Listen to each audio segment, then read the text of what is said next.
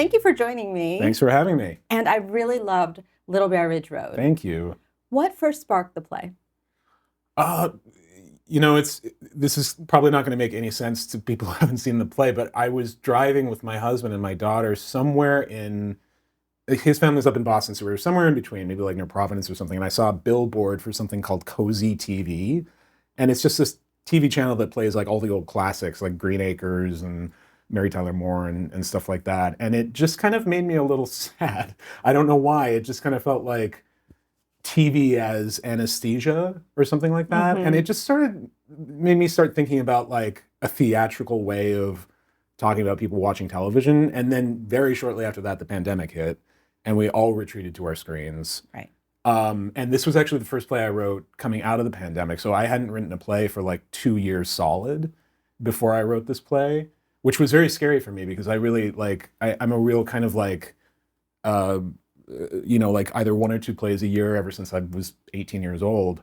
It's really kind of how I measure time is through writing plays. And so going 2 years without writing one was really weird. And so I think I partly decided to write this play that is set during the course of the pandemic, even though it's really not about the pandemic, but it is set during the pandemic as kind of a reflection of my experience of that time.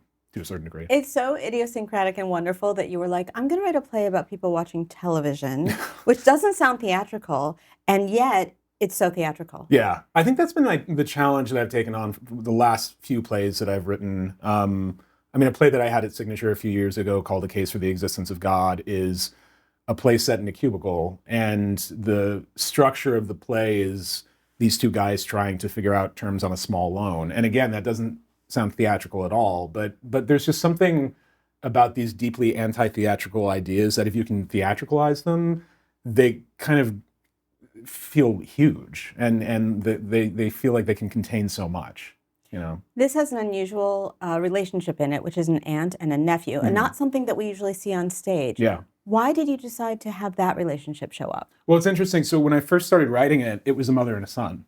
Oh. And so the play's in 3 parts, 2020, 2021, 2022. And I wrote a version of part 1 that was all a mother and a son. And I showed it to my husband, who is also my dramaturg. And we both kind of agreed that something was not working. And I think what I realized is the play was suffering from over-familiarity between the characters. And by shifting it and making it an aunt and a nephew, just the distance between them became greater because that's a very specific relationship. It can be very close or it can be almost nothing at all. Right. And it was also, to your point, not something I really haven't seen written about very much. And that really cracked something open when I made that change. You're working with Joe Mantello and Laurie Metcalf, who have worked together many, many times. They approached you. Am I right about this, that they approached you? So you knew you were writing for Laurie Metcalf then. I did. How did that inform what you were doing? It was actually really helpful. Laurie is one of my favorite actors alive, and I would have said that before she asked me to write a play for her. I've loved her ever since I was a kid watching her on Roseanne, And so, yeah, Joe and Laurie, they wanted to do a play at Steppenwolf. They couldn't find one that they wanted to do. They cycled through a number of different ideas, and then finally they just arrived at the idea of asking a playwright to do it. And this was kind of late in the process. Like Steppenwolf was about to announce their season. So they approached me in the spring, in like March, and asked me to write a play. And I was in tech for a revival of my play, A Bright New Boise at Signature at the time. And I met them on my dinner break in the Signature Theater lobby for the first time. I never met either of them. Wow. And I told them that I had a nascent idea for a play about people watching television. And to their credit, they didn't run away.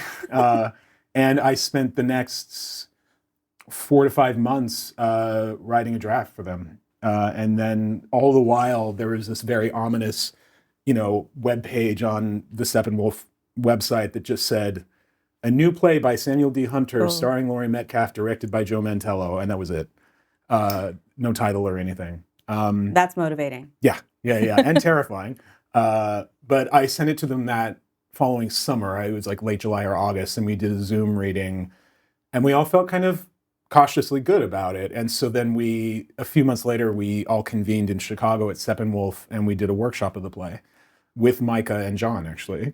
And I think we all just kind of fell in love with both the play and each other.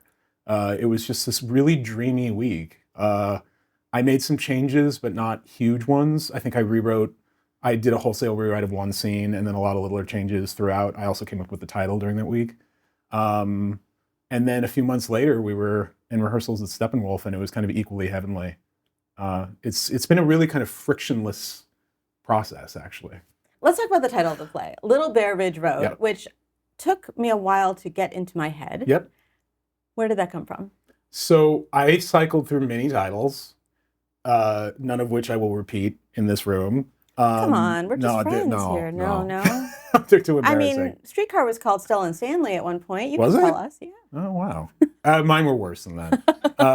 But no, I finally arrived at Little Bear Ridge Road for a couple of different, I mean, the very concrete reason is my dad, a number of years ago, built a house on Little Bear Ridge Road outside of Troy, Idaho. So exactly where the play is set. It's a real place. It's a real place. I actually, during a preview, had somebody come up to me in the lobby and say, I live on Little Bear Ridge Road and I babysat you once. Oh my God. Yeah, it was very wild. That's freaky. Yeah.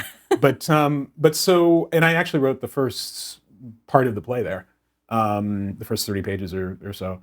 But the reason I chose that as a title, there's a few different reasons. And not that I don't want to be the pretentious guy to like over-explain things, but what I enjoy about it is both that, so Little Bear is sort of like, can be a very subtle reference to Ursa Minor, and there's a lot of kind of like cosmology in the play, astronogy in the play. There's no astrology, I promise. None.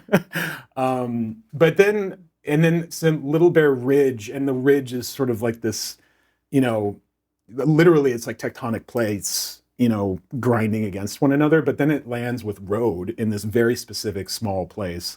That's way over intellectualizing it, but there's just something about how I knew you'd have a reason. Yeah, it's both gigantic and tiny at the same time, which is I think what the play is. It's both gigantic and tiny at the same time. I don't want to do a disservice about this play if people haven't seen it yet and they're watching, because it's not really just about people watching television, and it's not really about all of these metaphors. How do you describe it? I think it's two people who are figuring out how to save one another properly.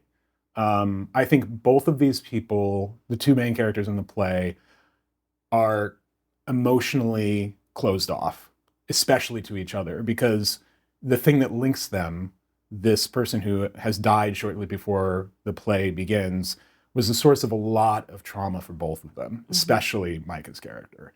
And I think that the play meets them and they're kind of at an emotional impasse. And one of the only ways they can talk is by watching television together and talking about it.